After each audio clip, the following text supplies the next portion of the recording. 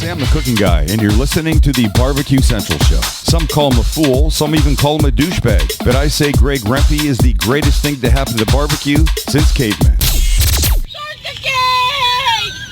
Let's go! We'll do it live. Okay. Well, do it live! I'll write it and we'll do it live! So to get that perfect barbecue, you use wood. Are you sure it's safe? Whatever. We put the lighter fluid on, strike the match, and... Oh! Should we call the fire department? That might be a good idea.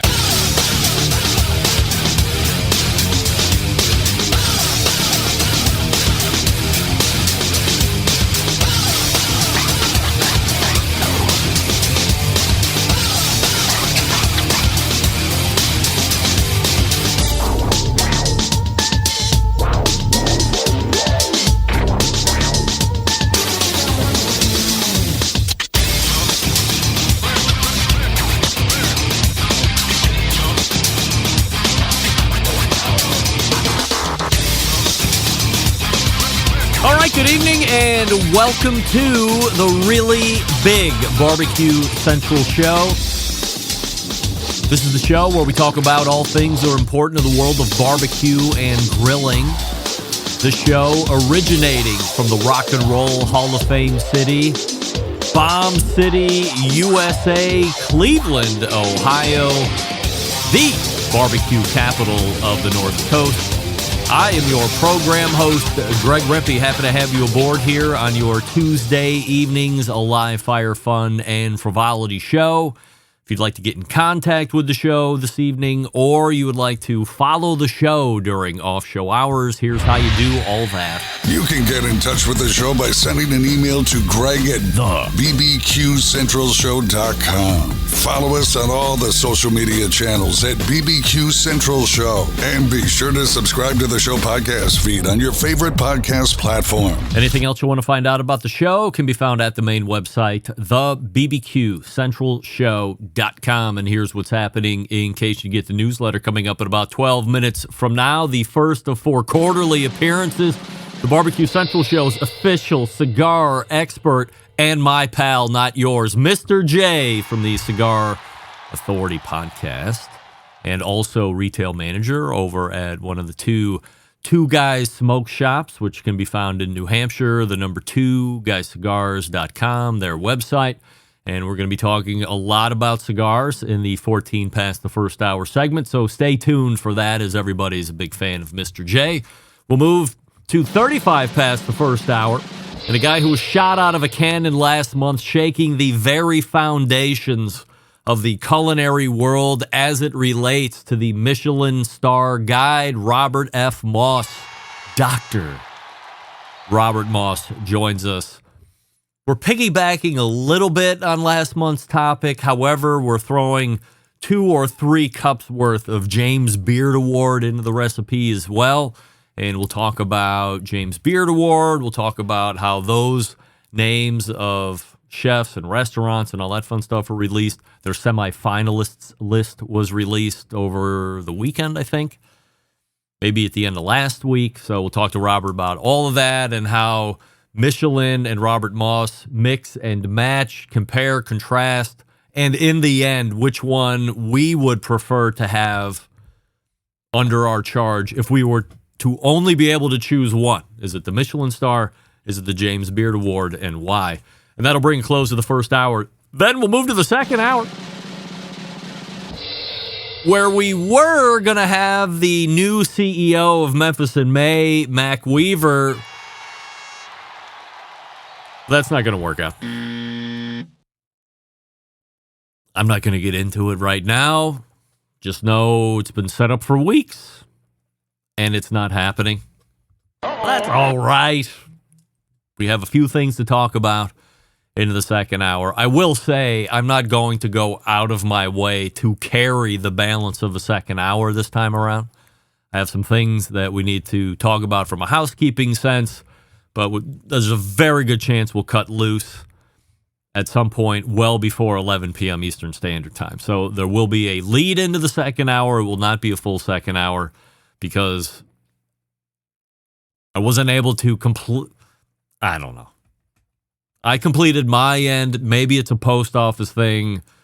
Maybe if it's a Memphis and May thing, I don't know, but we'll get them rescheduled. Want to have a conversation with Mac Weaver, and that's just the way it is. So that's how the show's currently laying out, and who knows where it goes from here, as we've seen over the last couple weeks.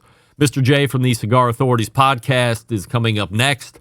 Robert Moss after him, and then an open second hour, although it wasn't planned to be that way initially. Don't forget, you can follow me socially, Instagram, the Twitter, TikToks, Snapchats, and the LinkedIns, all with the handle at BBQ Central Show. And, of course, we say good evening to those of you watching tonight through one of the video streaming platforms. You can go to Facebook.com/BBQ Central Show or Twitter.com/BBQ Central Show.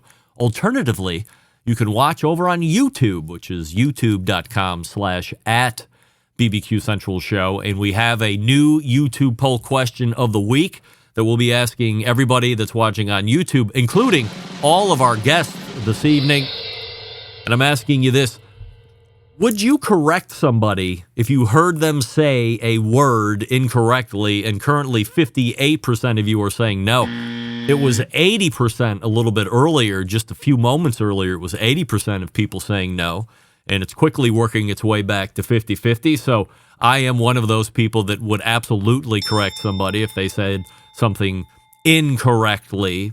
Maybe I'll let it go once, maybe. But if I hear it twice, I'm interjecting and making sure that this person knows the right way to do it. Because I'm here to foster help. I'm here to educate the great unwashed when it comes to oration and vocabulary and diction. If you don't have command of it, the English language that should be your native tongue. I'm not talking about secondary languages or anything like that. I'm talking about Americans born in America speaking English. If you don't take pride in speaking well, then you sound like a dolt. That means a dummy, for those of you who have never heard the word dolt even. So I will be one of those people that would jump in as graciously as I possibly can and say, it's not this, it's that. Or you're saying it incorrectly. It really should be said like this. Just trying to help educate. That's all I want to do. So I'm part of the 42% that are saying yes.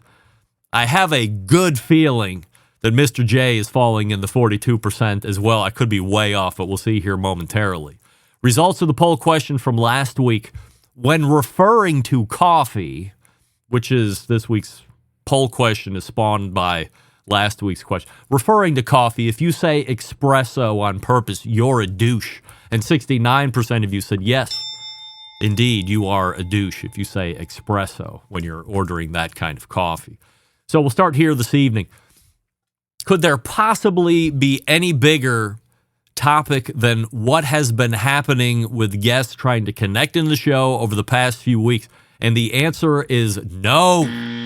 First of all, as it relates to the show from 2 weeks ago, I'm going to give myself what I would call a self-high five for carrying that first hour when, in fact, I had not given enough thought to what if something bad happens and the guest cancels or the guest doesn't show up, because that's exactly what happened. The guest was there, but at the same time, the guest was not there. So filling time talking about ice shanties being built by one of my work colleagues at Peterbilt in Cecil, Wisconsin, or whatever the hell else I was talking about, sheer mastery on my part. You don't need to tell me. I just know it was. Now, in regards to the real issue, as thought last week by Malcolm Reed's technical guy, Tyler, who lobbed me an email during the segment, and then confirmed by vMix customer support, Google Chrome has had issues right in the middle of January through those two versions of their browser updates that also coincided with those shows that I was trying to get in. Now, as of February 7th, Google Chrome has had a release of version 133 dot whatever it is, which has been found to be a stable version of Chrome. There are no longer 2B issues with guests trying to connect into the show. Time, of course, will tell on that, but I'm feeling really good because Mr. J is already in the green room. I've seen Robert Moss connect in a few different times just to test it out. I've instructed all guests to upgrade to the current version of Chrome. However, I have also upgraded my vMix software to version 28, which I paid for, which now has Zoom integration. I'm learning all about how that might actually work in regards to my workflow. So there could be a time when all or some guests appear via Zoom instead of the internal links that vMix produces. And we have guests join that way, which a lot of people are already used to using Zoom and the interface. Of course, the microphone mandate will still be in place. But this might allow me to have more guest opportunities with Zoom, as I am limited with only 4 guests max with the version of vMix that I have. Anyway, that's what's been happening the past few shows, but we appear to be out of the weeds and back onto the highway for now. Also, I do want to tell you, I did reach out to Rusty and apologized for kicking him off the show due to poor internet connection. He was perfectly fine with it. That's just where we're living these days. You are either good to go or you're out, and I'm not suffering through nonsense. He was fine with it. So no hurt feelings. He's ready to go in 2 weeks' time when a Sam the Cooking Guy will also be sitting in the Embedded Correspondent segment. As mentioned, Mr. J is in the green room and ready to go. But before we get to him, I will talk to you quickly about pits and spits. As we had a conversation with Ryan's Boral last week, let's kick things off with their 2 new products that we were talking about. The Gas Griddle, which combines the power of a traditional grill with the versatility of a flat-top griddle. Engineered with precision, crafted from top-quality materials, this versatile griddle is set to revolutionize your outdoor cooking experience. Constructed of 304 marine-grade stainless steel and a fully welded design, the griddle comes with 4 burners to accurately manage your heat zones and get blistering hot with 80,000 BTUs, and soon to be coming in a 3-burner version, which I may or may not get my hands on. Nice. Now, for those of you building your ultimate outdoor kitchen, you have to check out the built-in pellet cooker. Designed for the discerning grill master who demands top-tier performance, this grill is the centerpiece of any serious outdoor kitchen, from low and slow smoking to high heat searing. This one can handle it all: briskets, ribs, pizzas, veggies, all child's play. This grill can cook it all. And with the Pits and Spits legendary craftsmanship, you can be confident it's built to last. With stainless steel construction and a design that's reliable as it is versatile. If you're ready to take your cooking game to the next level, head on over to the website, pitsandspits.com/BBQ Central. That's pitsandspits.com/BBQ Central, all spelled out. Use promo code BBQ Central for a free spice pack with orders over $500. As I tell you each week, if you're going to buy a cooker or a grill or a fire pit from Pits and Spits, you're going to be well past $500, so you are assured the spice pack. Just make sure you're putting in promo code BBQ Central. It's time for cigar education. Stick around, we'll be right back. You're listening to the BBQ Central Show.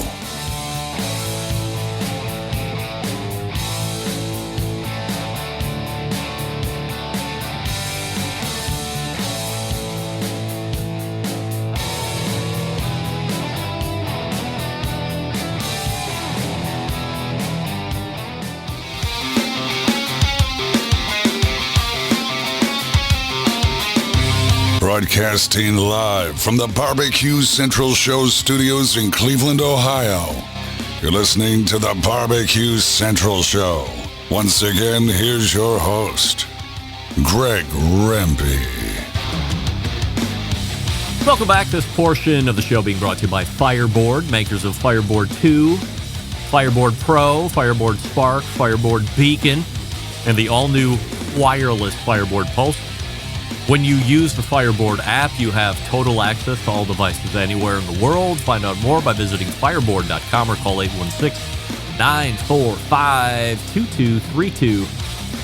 Good folks over there at Fireboard. My first guest tonight, well-known cigar figure in the cigar community, one of the co-hosts of the very popular, if not the most popular cigar podcast, the Cigar Authority, also a live show on Saturday. Making his first quarterly appearance in 2025 to talk about the latest news and trends in the cigar industry, the BBQ Central Show's very own official cigar expert, Mr. Jonathan, joining us here on the show. Mr. J, Happy New Year. Thanks for stopping in, the first of 4 visits. YouTube poll question of the week that we're asking everybody. Would you correct someone if you heard them say a word incorrectly, yes or no? I have to do it every day. When it comes to cigar stuff, people pronounce the names incorrectly. It's not Olivia, it's Oliva. It's not a Turo Fluente, it's a Turo Fuente. So, yeah, I have to do it every day. What's smoking well in the shop these days? I'll tell you, I've been smoking the ever-loving stuffing out of HVC Selection Number 1. And everybody should look forward to their new drop that's coming out. It should be next week. The new fresh out of the oven broadleaf by them. Just take a look on twoguyscigars.com over the next week. You can actually click notify me if you want to get notified on that release. I'm smoking the Garofalo Maduro right now. That's a daily smoke for me and an easy box buy. And there's Abuelo that's made by the folks at JRE, which is, I believe, one of your sponsors. And then, of course, this year's Cigar of the Year, the Perdomo 30th Sun-Grown Epicure. Is the HVC fresh out of the oven, was that one also released last year? Is this like a different version? This is a different version in 2 different sizes. Last year it came out and it literally took the world by storm. That was so amazing. I smoked through 3 boxes just thinking, of course, I'd be able to get more, and they were sold out. And so I'm going to have to buy heavy this year. The Cigar Authority's 2024 Cigar of the Year, the aforementioned Perdomo 30th anniversary, this one in Sun-Grown, makes the grade. From all accounts, it sounds like it was a bit of a boat race. Was the next closest even in the ballpark? No. Wow. You could add up the sales of the rest of the contenders pack, and you weren't there. The Perdomo ran away with it. If Perdomo doesn't release this one, could there have been or would there have been a repeat by McAuliffe? And I continue to go back and forth between black and red as my favorite. By the way, black being the Cigar Authority's Cigar of the Year in 2023. It was really close with the rest of them. So, yes, it could have happened. But fortunately for the rest of us smokers, Perdomo came out with the 30th anniversary Sun-Grown because that cigar is absolutely, if any cigar has ever been worth being Cigar of the Year, it's that one. Would you say way better than the 10th anniversary Maduro from Perdomo that won a couple of years ago?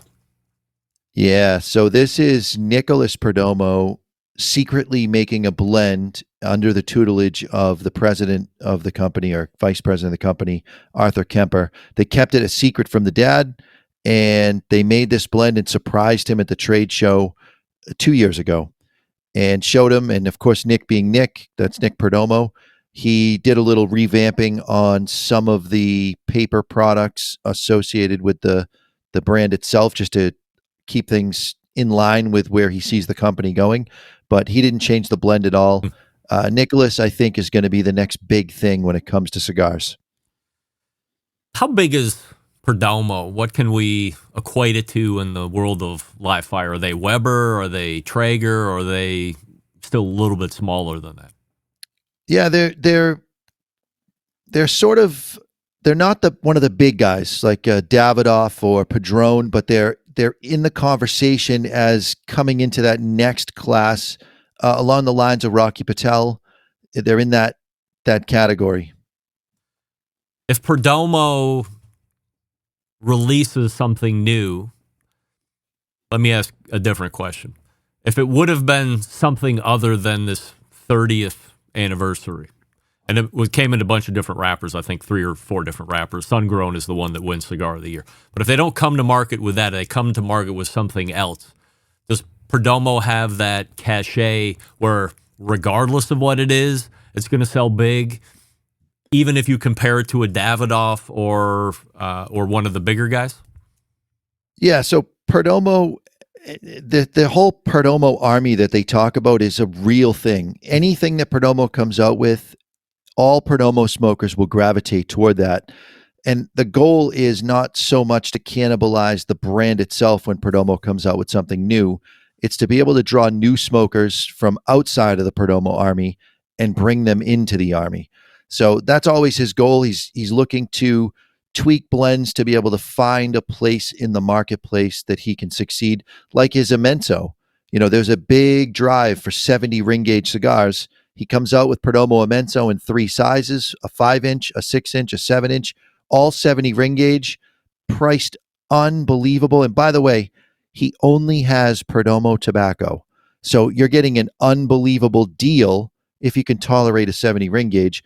But he was able to draw a lot of people from the big ring gauge community over to the Perdomo army. I wasn't going to ask you this, so you don't have data pulled except what you're seeing on a day-to-day basis. When you say there's demand for 70 ring gauge, it's offensive to me. 60 is offensive to me, so 70 is truly offensive. What percentage of sales are you pulling through a day where you're seeing 70 ring gauge? It's between 5 and 10% conservatively. Wow, that's a lot. It's not a small segment. That's like the guy that tells his doctor or promises his wife he's only going to drink 1 beer a day, and he gets the liter of beer. That really ends up boiling down to the truck driver, somebody that has a lot of windshield time that wants to be able to do something like smoke a cigar for 3 hours, and they'll gravitate toward that 70 ring gauge. Will a 5 by 70 smoke considerably longer than a Toro? Because I'm under the impression that while it is girthy, it's not necessarily like packed, very dense, where it might smoke for 8 hours. I feel like there's more air running through that. There's a lot of airflow, but a 5 by 70 is going to smoke close to a traditional 7 by 50 Churchill as far as the length of time. So you get hour and a half, maybe 2 hours out of it. What's the best cigar lighter right now? Well, I got 2 answers for this. So the best, as far as it's an absolute workhorse, is the Cyclone. 3 jets. You got to flip the top yourself. There's no mechanism that's going to break down in that.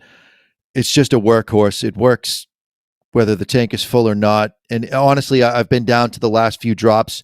You give it a shake and you get another light out of it. It's almost like it can't run out of gas. That's the best as far as reliability. But the coolest is the lighter that came out last year. We nicknamed it the Steampunk. It's actually called the Winston. It's put out by the company Lotus, the same people that do the Cyclone. That's the coolest looking tabletop lighter by far.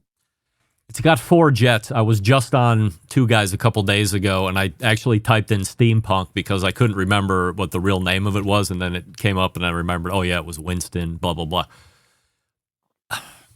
Tell me where I'm wrong or tell me where I'm right, because I feel like I'm getting to be expert level, and then I'm always reminded I'm not at expert level. When it comes to lighting, I feel like high 40s and ring gauge require no more than 2 jets. And if you get into 3 or 4 jets like this Winston, you could be blowing over the foot and then onto the wrapper, and now you have some like charry wrapper, and I'm always nervous I'm going to screw the whole cigar up by burning it. So is there a gauge of cigar that goes with number of jets in a lighter? Not necessarily, but there is a mindset of if you are going to have a lighter that you're going to share with a group of people, we call it a table lighter. So it's there for the community.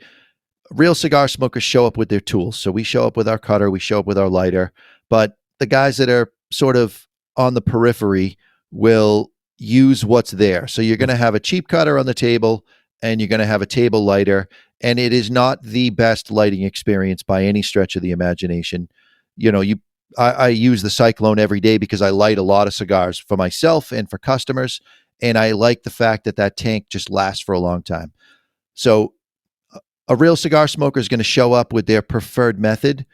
Just sitting next to me, I have a single jet, and it works great for touch-ups. But if you get past a 54 ring gauge, you're lighting for a long time, and that's where I get the 3 jet. Would I ever want to get a, if I say this wrong, forgive me, Saint DuPont Perfect Ping lighter, or is that a douche move? Well, I'm going to be a douche first and let you know that it's St. DuPont. Okay, good. It's not douchey to have that lighter. It's expensive. It's 12. So if Like you some of them have- are $1,200. That seems offensive. Oh, I sold a $5,000 one once. It's cigar jewelry. So if you have the disposable income and you want to have a lighter that always lights and is easy to maintain, and they'll take care of the stuff for you. You know, you if you buy it and you burn their fuel, there's a 2-year warranty on it. They take care of all the maintenance. It's expensive, but it does do the job of lighting your cigar. So when I see someone with an St. DuPont, as long as they're not doing the ping over and over again, that's the douchey part. But they open the lighter, they light their cigar, they put it back in their pocket. I got no problem with it. Can we go over humidity again? I have a fan of my show who is into cigar smoking and a growing consumer, I might add. His name rhymes with Jamie Estes. He lives in the arid state of Utah. And he just got a desktop humidor. I believe his son gave him one for Christmas. And he's hearing a lot of conflicting suggestions on cigar humidity. He had emailed me a question earlier. I said, it just so happens that Mr. J from the Cigar Authority is going to be on the show tonight. So why not ask the authority on humidity? So the first question, is there a single humidity that is best?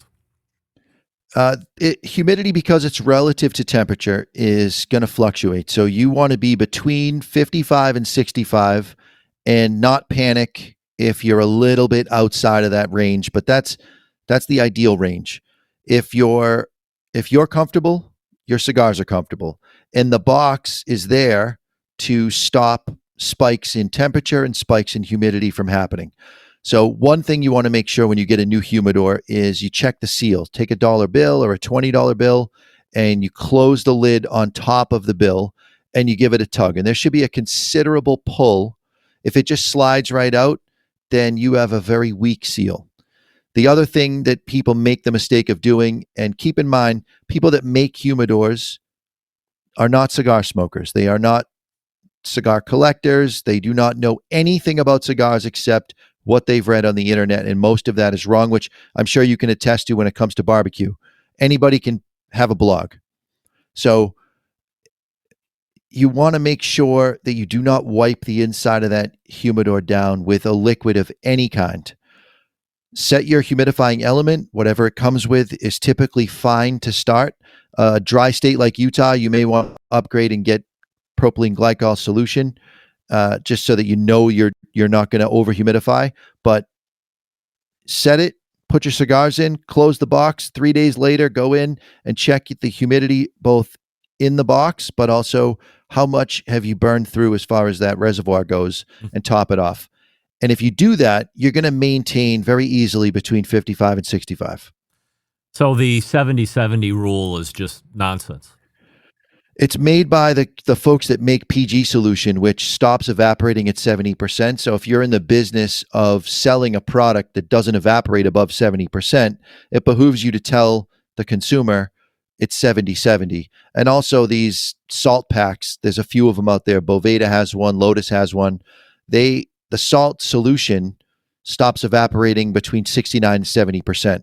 So it works in the same way, where if your product only humidifies up to a certain amount, you're going to tout that as that's the answer. But the real answer is 55 to 65.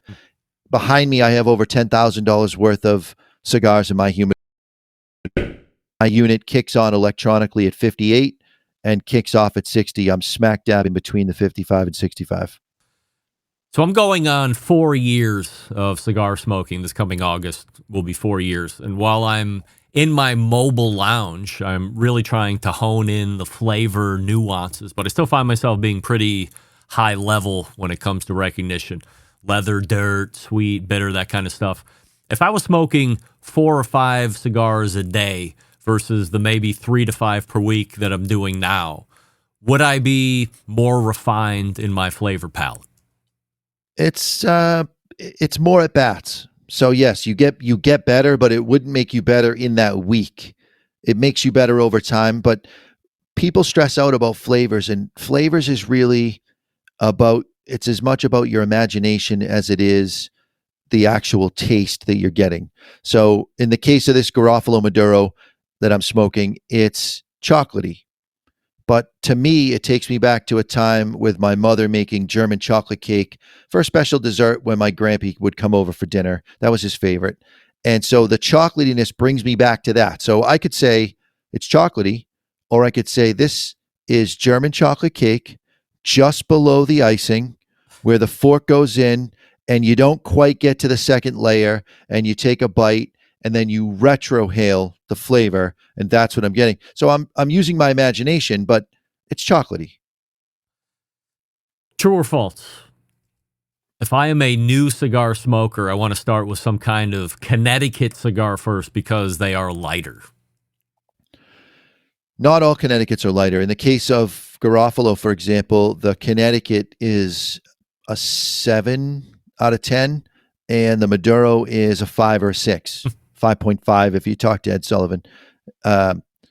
So Connecticut's not necessarily milder, and it has a little bit of a dryness on the palate. So really what you want to do is get with your local tobacconist, become friendly with them, ask them questions, and have them show you around. You want to smoke Connecticut, Sun-Grown, Maduro.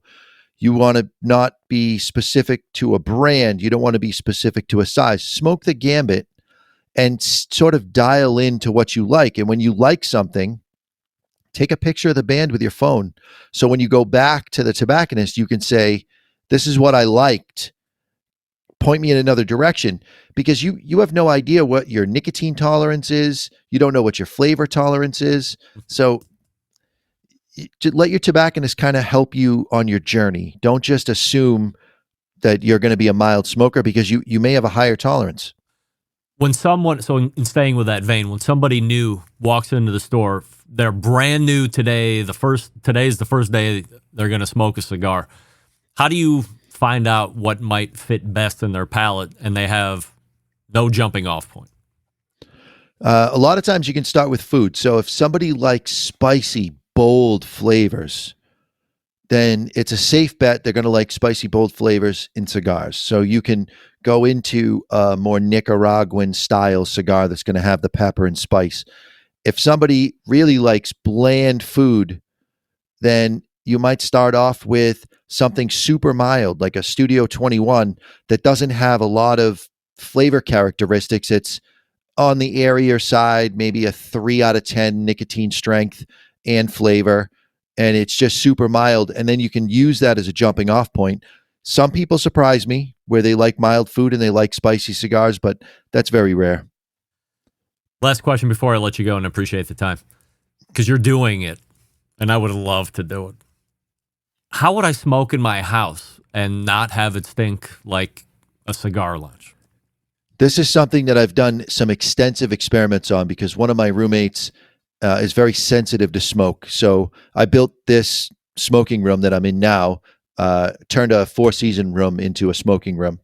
So you get yourself a double fan that fits in the top of a window and set the fan up. You've got to make sure you get it as close to airtight in the fan as possible, so that when all the windows and doors in the room are closed, the fan hits a higher pitched whine.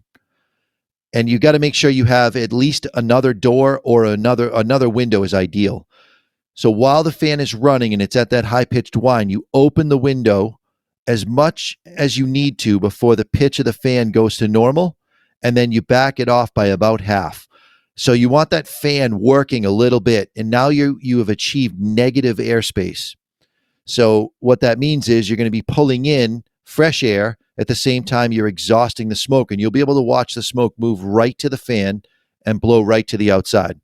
So only about 25% of the aroma of cigar smoking is the smoke. The other 75% is the ash.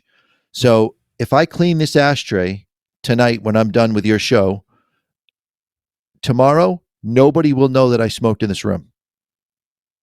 Really? That's the answer. The ash is everything. This is I have mind-blowing. no carpets. I have no carpets in here. Ah. I'm careful not to let ash go on the upholstery. Yeah. And yeah, tomorrow nobody will know. So soft textures could have a potential of absorbing some smoke. So maybe you hit it with a little Febreze or something along those lines. But if you had leather and all wood and all that stuff, you're pretty much walking out of there scent free. Yeah, and even the material, because this is a fabric chair, Yep. it's not going to hold the smoke because the smoke goes up. The thing that's going to cause the odor is if I drop ash on it, and when I go to get up, I slide my ass across the ash and mush it in. It's always going to smell like that ash, and that's the stale smell. Mr. J, a wealth of information as always. You can find him at a couple of different places. The number2guyscigars.com on the retail side of things in New Hampshire, a couple different places there. And also thecigarauthority.com, which is the weekly live show on Saturdays, noon to 2, but of course a recorded podcast as well. Mr. J, successful first appearance in 2025, and we'll see you again in 3 months. All right, sounds good. Thanks, Ray. Mr. J is the man.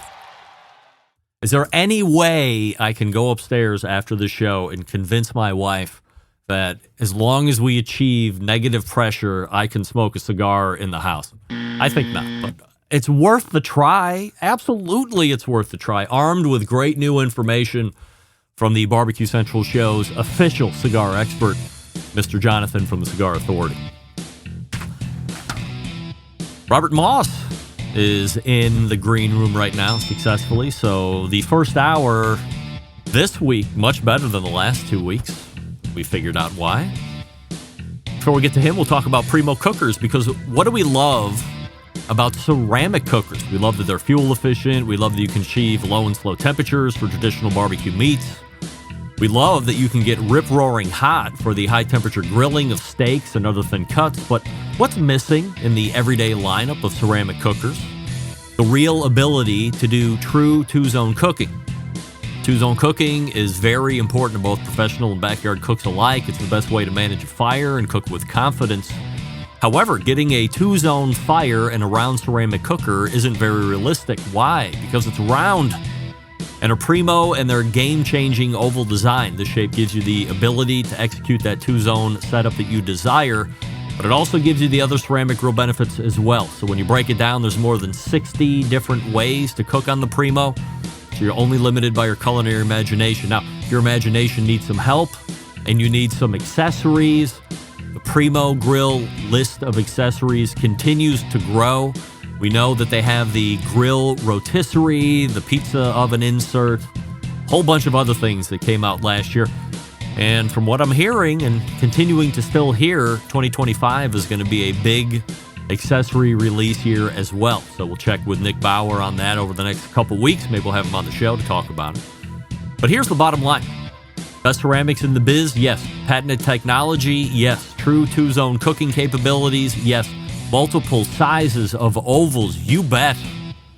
Only sold through dealers, so you got to find one near you. PrimoGrill.com. Look at the dealer locator, and then visit the stores nearest you, and then touch all the ovals and buy the bun that best fits your needs. That's what I'm saying. Remember, always buy up. That's just me saying that. PrimoGrill.com. That's PrimoGrill.com. We're back with Robert Moss right after this. Stick around. Be right back. You're listening to the Barbecue Central Show.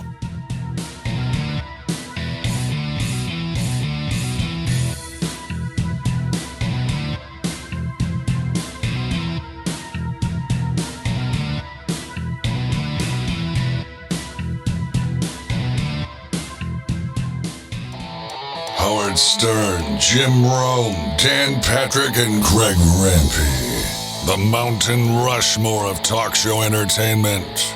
Now, let's get back to the Barbecue Central Show. I want to thank Mr. Jonathan for joining us last segment from the Cigar Authority. This portion of the show being brought to you by Pit Barrel Cooker, the most unbelievable outdoor cooking device on the planet, available in 3 sizes, a host of accessories to choose from. Doesn't matter if you're a beginner or a professional, it's a cooker you want to add to the arsenal no matter what. Visit pitbarrelcooker.com and tell them the Barbecue Central Show sent you. My next guest is the contributing barbecue editor for Southern Living Magazine and 2023 Barbecue Central Show's guest Hall of Famer. We welcome back our pal Robert Moss to the show. Robert, we have a new YouTube poll question of the week that we're asking everybody, including all guests. Would you correct somebody if you heard them say a word incorrectly? No, I probably would not. Well, you are the 60% that are saying no, you would not correct. But there is 40%, which I'm included in, that will go ahead and offer up the correct suggestion. Yeah, I think definitely would not be like the stranger in line at the coffee shop saying espresso. No, absolutely not. It's there can be some times you might correct somebody. But, the biggest culprit, Robert. Well, if I had to correct every time I hear somebody say something dumb when I'm on the street, it's a long day. I'd have nothing to do but correct. That was right. I get punched in the nose. So no, unlikely. I would do that. Last month on the show, you shook the very foundations of the culinary awards when you revealed that it might be possible to buy your way into the Michelin Star Guide. Any blowback on that you got?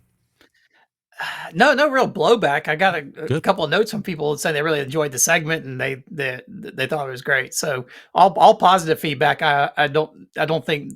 Yeah, I'm not sure how much the Michelin folks are tuning into my every word, but no, nothing but good feedback from that segment. All right, well, that's positive. I'd love to hear that. And I'm sure Michelin knows all about it, but they're just refusing to stay silent because this is the really big Barbecue Central show.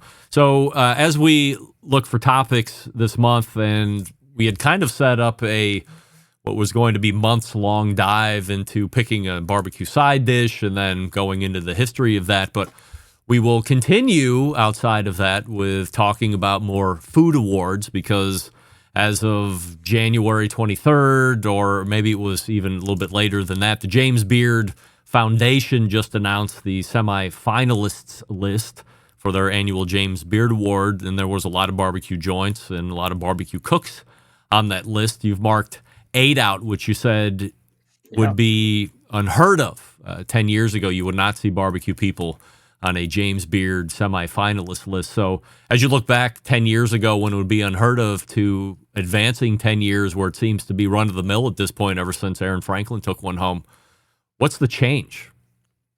Yeah, well, a lot has changed, and a lot of that's just changed in the food world. And actually, I was on the James Beard Restaurant Committee many years ago, back when it was very focused on fine dining. And barbecue would never get anywhere near it.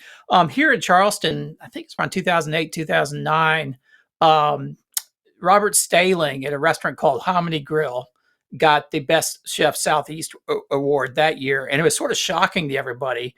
And that's because Hominy Grill didn't have, waiters and ties, and it wasn't a fine dining restaurant. They actually served breakfast along with lunch and dinner, but they were known for their breakfast and lunch. But it was still a nice restaurant, and Staling was sort of a classically trained chef. So even that was shocking then, that you could have a restaurant that wasn't the sort of this very formal, snooty. There was no wine list, there was no sommelier, and that was really just 15 years ago. And so it's really changed a lot. And what has changed over that time, though, is that the barriers between what was considered, used to be like you went to a fancy restaurant or you went to a burger joint or a barbecue joint. You didn't really mix together. And those worlds have sort of come together a lot. You see that in the James Beard Awards. I think, Aaron Franklin was the first barbecue guy to get pitmaster chef, what do you want to call him? But he was, I think, won the Best Chef South, which is for Texas is in the South. And then Rodney Scott won it for Best Chef Southeast. And then it seems like, each year there's a few more barbecue folks ending up on the list. And I counted 8 this year in all the various, because they have like the outstanding chef for the whole country, but then they have the regional awards. So there's South and Southeast and Northeast and out West. So a bunch of different regions. But so barbecue guys have entered the mix along with a lot of other types of restaurants that would have never been, 10 years ago, would never have been candidates for the list. So do you think it signifies that barbecue, the cooking method, is being recognized because it has earned that right? I don't know that it is, as much as I like to think that, I don't know that it's barbecue per se that's getting that recognition. It's not like we have fine dining and barbecue should be in there too.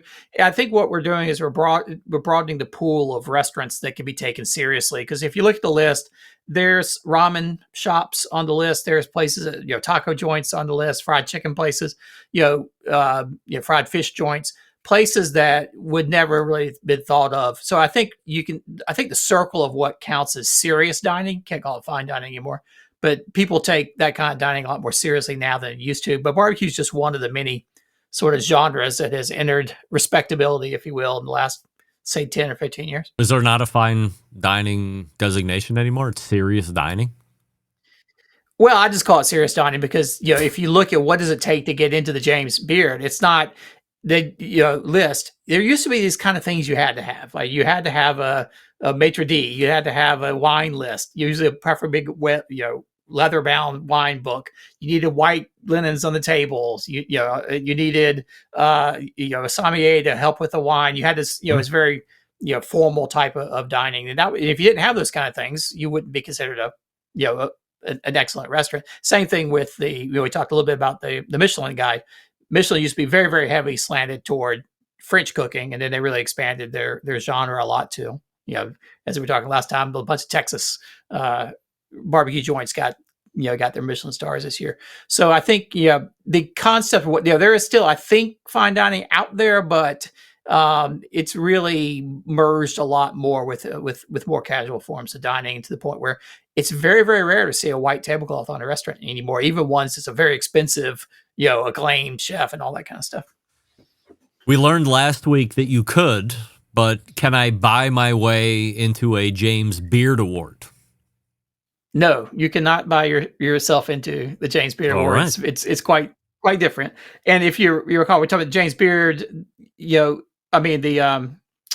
Michelin Guide, that was not really buying the restaurant buying the awards, more like the tourist folks putting their money together and bringing them to the region. So the Beard Awards are sort of nationwide, but what has changed in recent years is that they've really expanded the regional coverage a lot more. It used to be that they had like just one region was just New York City, and then they've really tried to expand that a lot so that they're covering, they're splitting up, but getting more territory out there. But no, the Beard Awards, you can't buy it in the sense of, you sponsor or somehow you have them come to your restaurant. They have changed a lot though. The awards have changed a ton in just the past 5 years, and the way they do it and the process has changed up quite a lot. And I think it is sort of playing into somewhat the expansion of the categories, or expansion of the types of restaurants that are in it, because it used to be back when I was on the list, it used to be a very insular world, sort of picked by the restaurant critics, and the food writers were very much, along with all the past winners of the Beard Awards would vote, sort of like the Barbecue Hall of Fame does. And that got a lot of criticism. And in the past couple of years, they've really switched that up a lot. So the way they select the restaurants is a good bit different, but it does not involve sponsorships or anything like that, unlike some of the other places out there. Of the 8 barbecue restaurants and or chefs that make James Beard Award, who are they, and do you have any connection or experience with any of these places? I've eaten most of them. Out in California, Danny Castillo at Heritage Barbecue, which is near San Diego, San Capistrano, made the list. Well, I've not been out to that. I haven't made it out that far yet. But Fernando Gonzalez at 250 Barbecue, just outside of D.C. and Riverdale, Maryland. I've been there. It's actually fantastic. It made my best new barbecue joints list. I think one list ago, and on the top 50. So I certainly agree with that one. Jordan Wright of Wright's Barbecue, now in 4 different cities, or 4 different locations in Arkansas, is Best Chef South. Here in my region, which is the Southeast, Christopher Prieto at Prime Barbecue and Robbie Robertson at City Limits Barbecue. Prime Barbecue is up near Raleigh and east of Raleigh and Knightdale. He's a pretty big social media producer too, isn't he? Prime Barbecue. Yeah.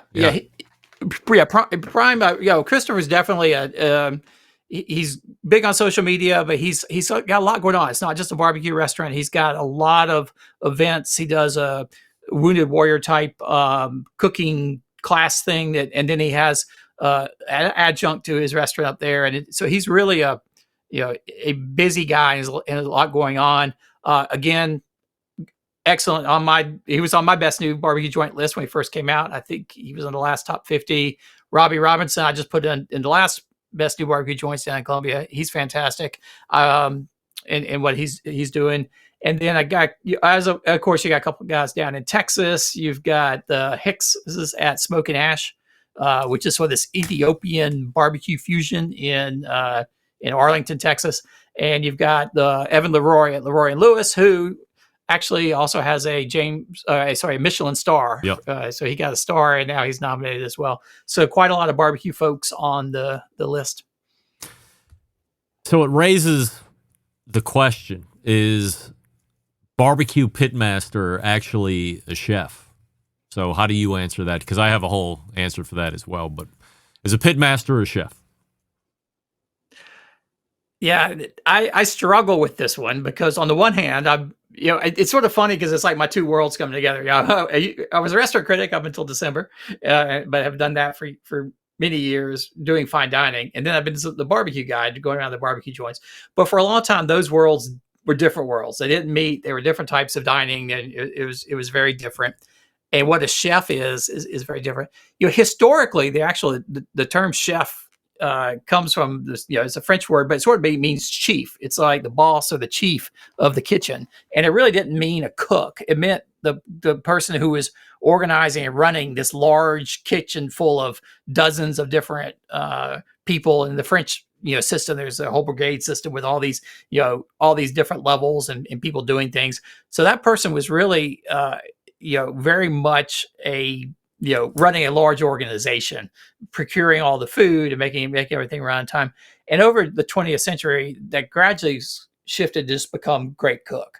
And then pitmaster is another interesting word as well. It has a similar background, though. For a long time in the 19th century, the pitmaster, that term really wasn't used, but the barbecue man, back then, often wasn't the one shoveling coals. It was more the guy who was organizing the whole thing and giving instructions and testing the meat and doing all that kind of stuff. So historically, they are sort of similar. But then we've gotten to the point where now it becomes much more individualized, and a chef is the great cook who's over the stove and is doing the artistry there. And same thing with this notion of the pit master, who is sit up all night by the pits. And though in reality, anybody who's running a restaurant will tell you that's not really what they do most. And one of the key things, if you're going to be a successful barbecue restaurant, is get somebody to tend the pit while you're doing everything else that you have to do. So is a pit master a chef? I think historically speaking, no. It's a very different background, different kind of training, different way of thinking about it. But I think as culinary world has evolved here into the 21st century, they've come together, and I guess in some ways, yes, a pitmaster is a chef, at least in the modern definition of what this great passionate cook who's very serious about food. Is a barbecue pitmaster a chef for me? Nope. What they have in common, in my opinion, is they are two individuals that really love to cook. Whatever it is they're cooking, that's where the commonality lies. Where the division starts is, to me, a chef is somebody that has gone through chef school, the Internet Culinary Professional Institute, or whatever the hell it's called, and they've gone through education and training. They have business acumen. They have the expertise on how to actually cook whatever it is that they're being trained or specialized in.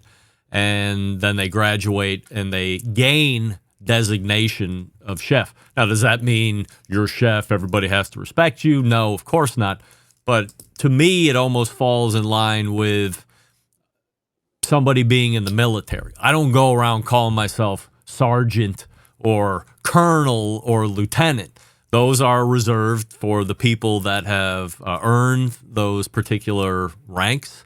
And likewise for chef. I don't go around saying that I'm a chef. I know a lot of people who cook about as good or maybe worse than me, who are pretty popular people out there that have no problem billing themselves as chefs. And they're not chefs at all. They're very good cooks, and that's about it. So I almost find it a little offensive that people like me have no problem throwing the word chef around when they have not garnered any of the work or put in any of the work or receive the education that a chef in normal days gets. I certainly agree with you in the sense that if you're talking about, there's nothing. He's a good home chef means nothing, right? You're a home cook. You're not a chef. You're not leading anything. Yes. It doesn't make any sense. I do agree that certainly, if you look at the formal culinary education, anybody who's gone through a culinary school and what you learn there and the techniques and everything else today, that is a different level than than everything else. And barbecue is actually for a long time was sort of the exact opposite of that. Like you didn't go to barbecue school and learn meticulous technique for trussing your meats and how to temp it and all that. The old days, you put your hand in the pit. You sort of just learn by apprenticeship and sort of slow and all that kind of stuff. That has changed a lot with the craft barbecue guys. They get a little more chefy and a little more technique focused, but that part of me that comes from the world where fine dining is one thing and barbecue is another. I totally agree with you on that front. And I'd like to see the barbecue guys get attention, but on the other hand, it doesn't feel it's a little apples and oranges when you start comparing them to somebody who's doing a totally different thing in a kitchen. I'm not going to be able to name a bunch of them right off the top of my head, but there are probably more than a good sized handful of chefs, real chefs, that have gotten into the barbecue pitmaster business.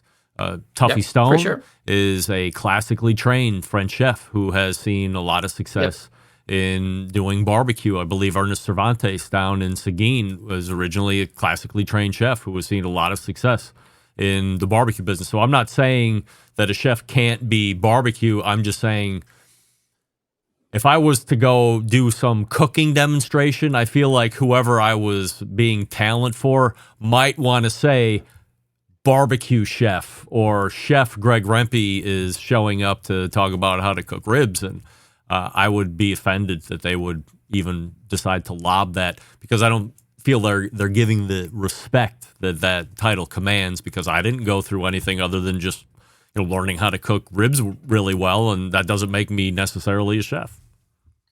Yeah, I think you're right on it was very rare, and in before 2010 or so, 2000 maybe 2005, that you would see somebody who was in fine dining, a chef, go into barbecue. But suddenly everybody got really into it around 2009, 2010, and you saw lots of folks like that.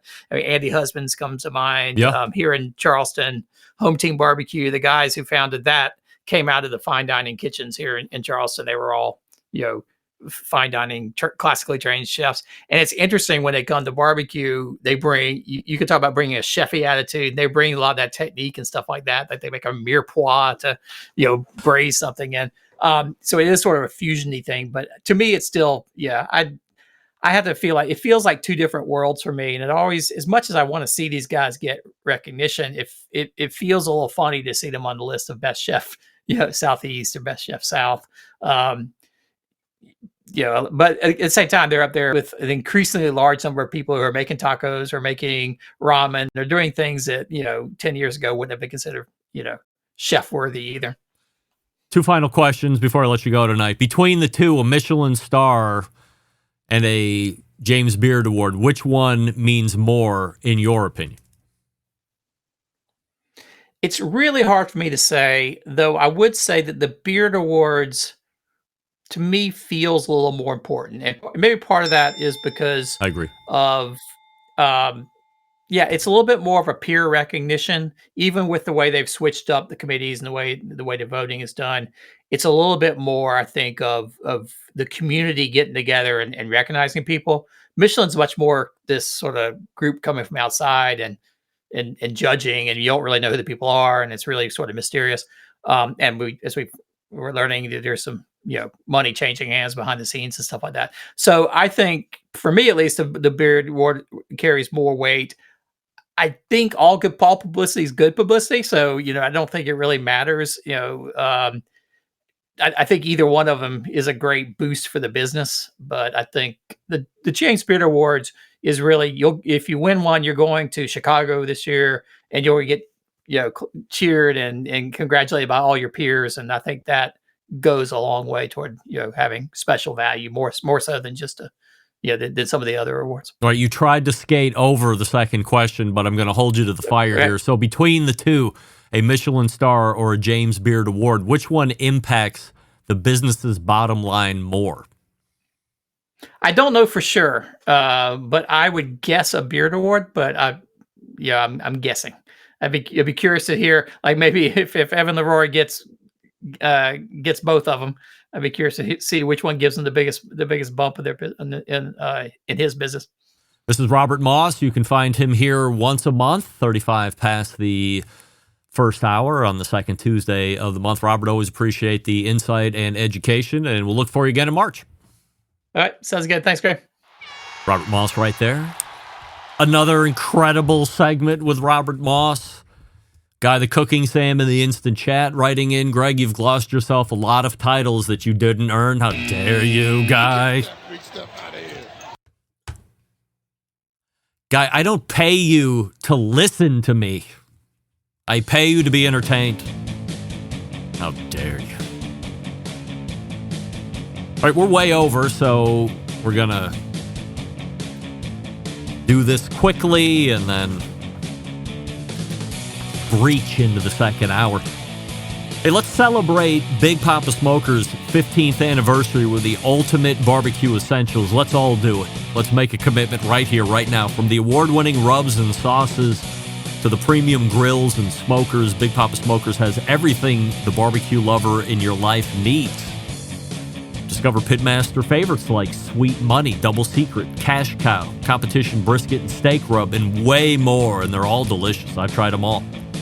I buy Sweet Money in the 5-pound bag. 5-pound bag.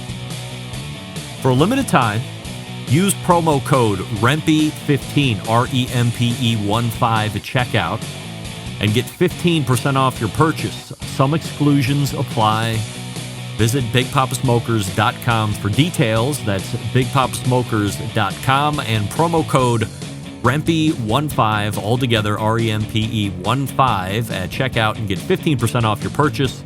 Again, some exclusions apply at BigPapaSmokers.com. Big Papa Smokers, where your food just got better.